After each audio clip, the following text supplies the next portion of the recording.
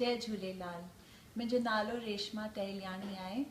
अज मुझे ॾाढी खुशी थी तो आशा दीदी मुझे चयो तो तू कुछ लफ्ज़ ॻाल्हाए सिंधी संगत जे लाइ।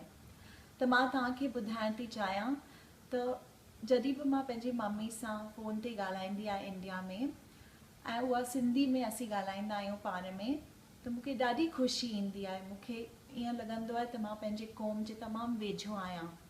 ऐं जॾहिं बि मां सत्संग वेंदी आहियां ऐं दादा जशन खे ॿुधंदी आहियां, सिंधी में ॻाल्हाईंदो आहे दादा, लेक्चर ॾींदो आहे, त ॾाढो सुकून थो पहुचे दिलि खे।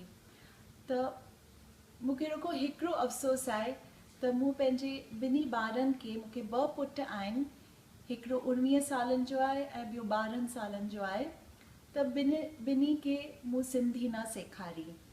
ऐं मां विनती कंदसि सब यंग मदर्स ऐं फादर्स जंहिंखे नंढड़ा ॿार आहिनि त उन्हनि खे नंढपण खां सिंधी सेखारियो ऐं उन्हनि खे इहो आज़मूदो ॾियो त पंहिंजे क़ौम जे वेझो अची उन्हनि खे केॾी ख़ुशी थी अचे ऐं केॾी न सुकून थो अचे त असीं पंहिंजी सिंधी क़ौम खे अॻियां वधायूं। जय झूलेलाल।